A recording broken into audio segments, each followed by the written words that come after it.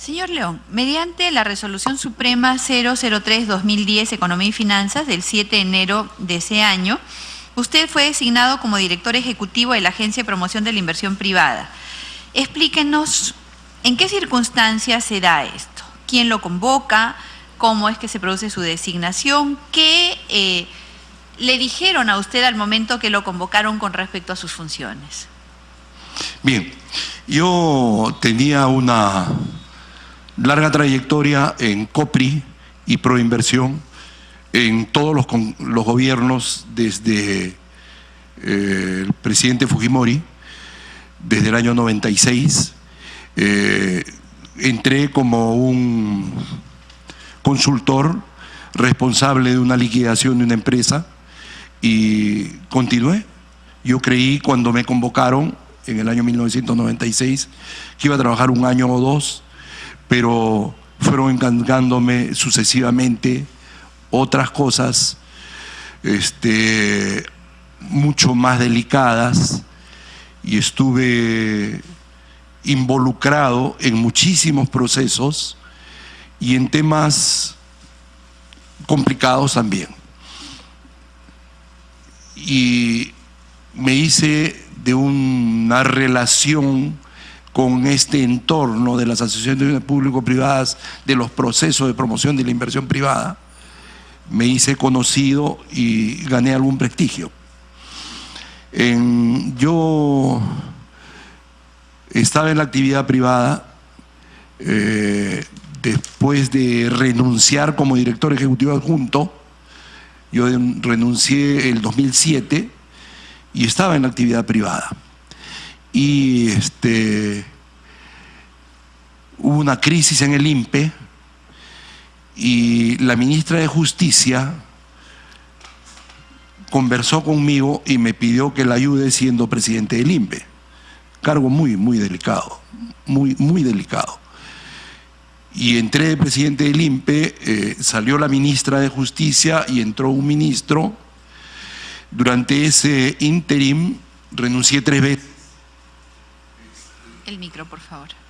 Renuncié 3 veces, no se me aceptaba la renuncia y en la última pues le dije al señor ministro que yo trabajaba hasta tal día y que ese día me iba de viaje. Cuando estaba de viaje me llamaron, a pesar de que mi renuncia estaba puesta 1 mes y 10 días antes o algo así, porque había habido un motín, entonces no pude subir en mis vacaciones con mi familia a un barco crucero en Orlando, tomé el avión y vine rápido a develar un motín de un penal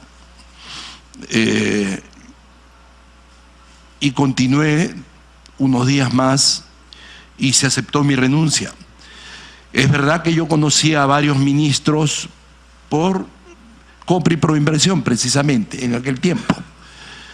Conocía a la ministra Mercedes Arauz, conocía al ministro Pedro Sánchez, conocía al ministro Ismael Benavides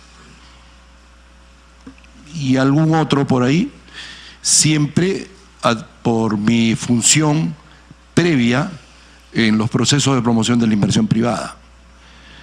Entonces, el día que apareció la aceptación de mi renuncia a la presidencia del INPE, apareció ahí, a renglón seguido, mi nombramiento como director ejecutivo de Proinversión, lo cual me produjo mucho placer, por supuesto. ¿Lo convoca la ministra Mercedes Arauz entonces? Y yo era dependiente de ella en ese momento porque Proinversión… ¿Ella lo convoca?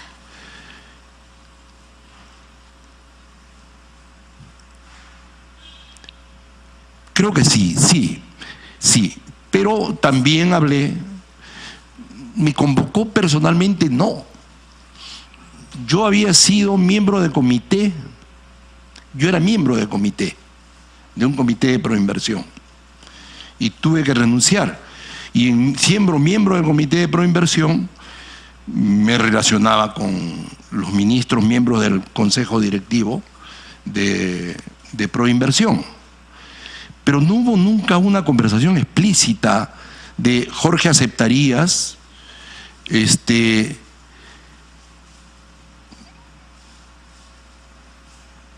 Apareció la resolución y me pareció muy bien, pero no hubo ninguna conversación con nadie de precisiones, o lo harías así o lo harías asá, o aceptarías, no. ¿Quién lo habría recomendado entonces para que esta resolución se emitiera así sin haberlo comunicado, haberlo conversado con usted antes? Yo creo que más de un ministro, entre ellos la ministra Mercedes Arauz. Cuando yo era director ejecutivo, ella era miembro del consejo, director ejecutivo adjunto, ella era miembro del consejo directivo y la veía en las sesiones. El ministro Pedro Sánchez, el ministro Benavides, después, no, porque Benavides no estaba en ese momento, no me acuerdo, pero más de un ministro de los que eran miembros del consejo directivo me conocían y habíamos entablado alguna relación profesional. ¿Cuáles son los alcances de la labor de coordinación que realizó el director ejecutivo con los comités especiales en la implementación de los acuerdos adoptados por el consejo directivo? ¿Tiene poder de decisión? No, no tiene poder de decisión, pero una de sus funciones es supervisar que se cumplan los acuerdos. No tiene ningún poder de decisión. Más aún, yo me cuidé de nunca participar en una sesión de comité. Supervisar la ejecución de los acuerdos del consejo directivo. Sí, claro, de las decisiones del consejo directivo. ¿Qué requisitos o características debía tener un proyecto de energía de centrales hidroeléctricas para ser incorporado a un proceso de promoción de la inversión privada? En general, todo proyecto proviene de una decisión política, y esa decisión política viene de un análisis exhaustivo de las bondades de que se haga por obra pública o que se haga por asociación público-privada. Entonces, los sectores hacen el análisis de conveniencia o no conveniencia de que se haga por obra pública o que se haga por APP, ¿no? Y entonces la decisión es política. Comienza una decisión política donde se le dice, se le comunica, el sector le comunica a Proinversión, encárguese de esto. En Proinversión inmediatamente después se elabora lo que se llama un plan de promoción. ¿Por qué? Porque la ley en aquel tiempo no permitía a Proinversión gastar dinero en un proyecto si es que no había un plan de promoción aprobado. Y el plan de promoción es un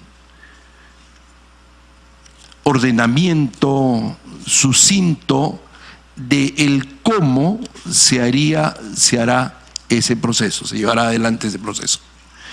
Pero las sumas y restas de los estudios técnicos se hacían pre-decisión política, ¿no?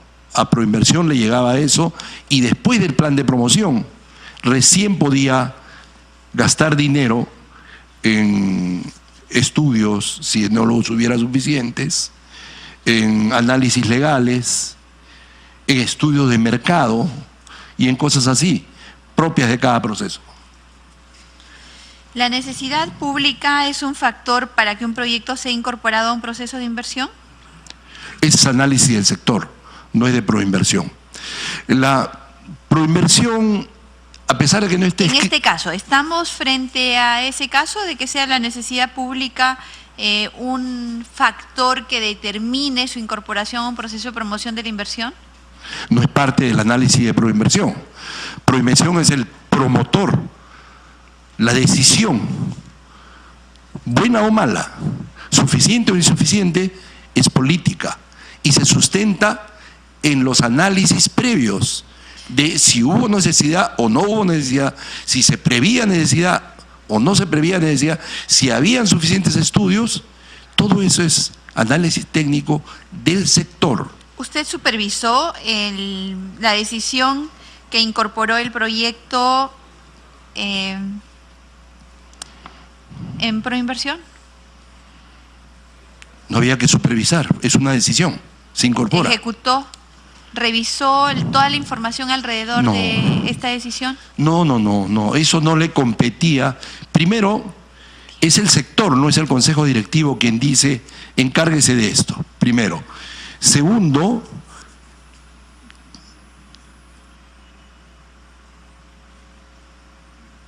esta decisión formalmente entra por la dirección ejecutiva, pero se entrega a dos instancias, a dos elementos, al comité responsable y al coordinador que se decía en ese tiempo, jefe de proyecto, supervisor, ha tenido varios casos, varios nombres, pero es al jefe de proyecto, ¿no? Se le encargaba eso, entonces inmediatamente hacer el plan de promoción para poder gastar en los estudios correspondientes.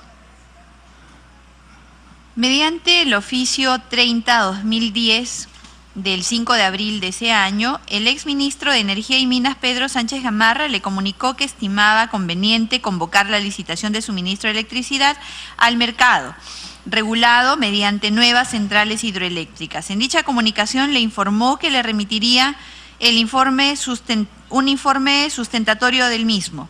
¿Le fue remitido ese informe? ¿Qué acciones tomó usted en su condición de director ejecutivo? Remití toda la documentación recibida al comité y al jefe de